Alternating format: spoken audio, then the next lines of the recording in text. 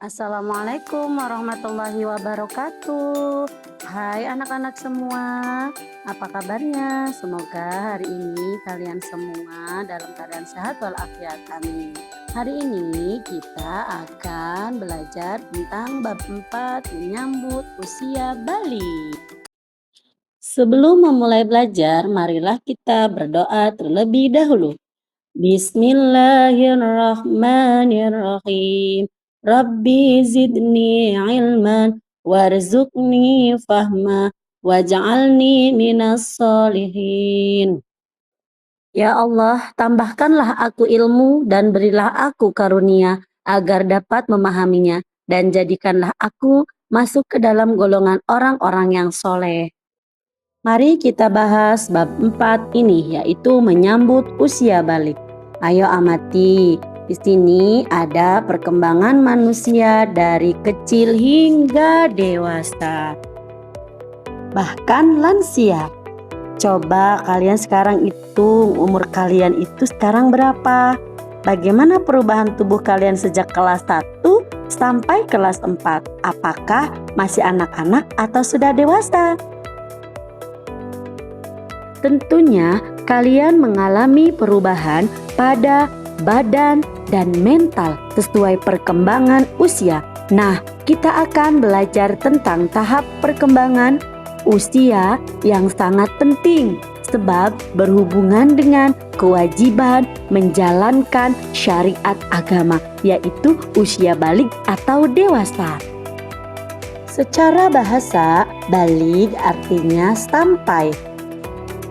Menurut istilah, balik ialah kedewasaan bagi seorang muslim, baik bagi seorang laki-laki maupun perempuan.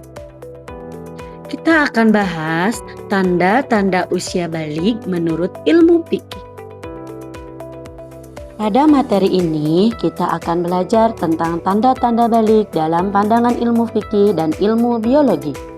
Pandangan ilmu fikih merupakan hasil kajian para ulama fikih, sedangkan ilmu biologi adalah hasil penelitian para ilmuwan yang menekuni biologi. Kedua pandangan ilmu ini saling melengkapi dan keduanya bersumber dari ilmu Allah Subhanahu wa Ta'ala. Mari kita bahas tanda-tanda usia balik menurut ilmu fikih. Apakah kalian telah mengetahui tanda-tanda balik menurut fikih? Apakah ada perbedaan antara anak laki-laki dan perempuan? Sebelumnya, kita harus tahu tentang fikih. Fikih ialah ilmu tentang hukum Islam.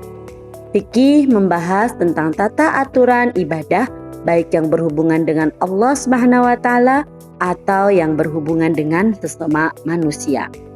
Di antara bahasannya adalah tentang tanda-tanda balik. Tanda-tanda balik terjadi pada anak laki-laki dan anak perempuan. Ada juga yang khusus pada perempuan saja. Tanda-tanda balik menurut ilmu fikih yang pertama adalah mimpi basah. Terjadi pada anak laki-laki dan perempuan. Tahukah kalian nama air yang keluar waktu mimpi basah?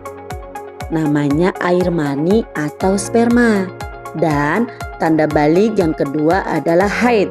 Haid ini bagi anak perempuan.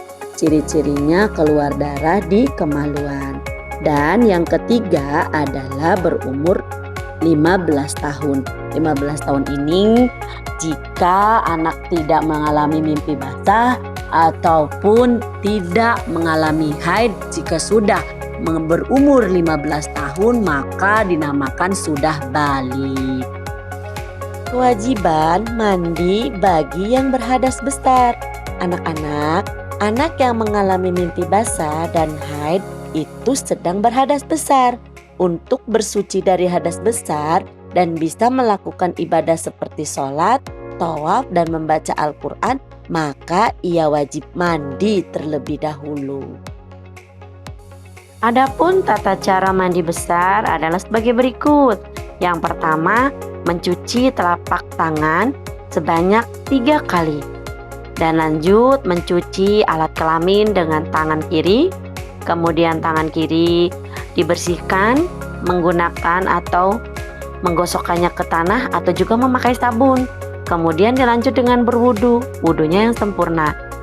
Nah, setelah berwudu kemudian menyela-nyela rambut kepala dengan air jika rambut lebat, atau menuangkan air sebanyak 3 kali jika yakin air bisa masuk ke pangkar rambut. Sesudah itu lanjut menuangkan air pada anggota tubuh ke seluruh badan dan sampai yang terakhir yaitu membasuh kaki. Ketika mau bersuci dari hadas besar harus mandi ya. Niat mandi besar atau mandi wajib seperti ini.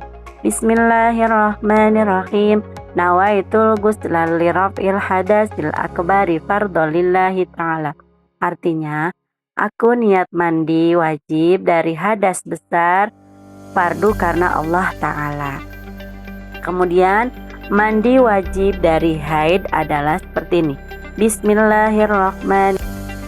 Nawaitu ghusla li raf'il hadasil akbari minal haidi fardhan lillahi ta'ala. Artinya, aku niat mandi wajib karena hadas besar dari haid fardu karena Allah Ta'ala. Larangan bagi orang yang berhadas besar.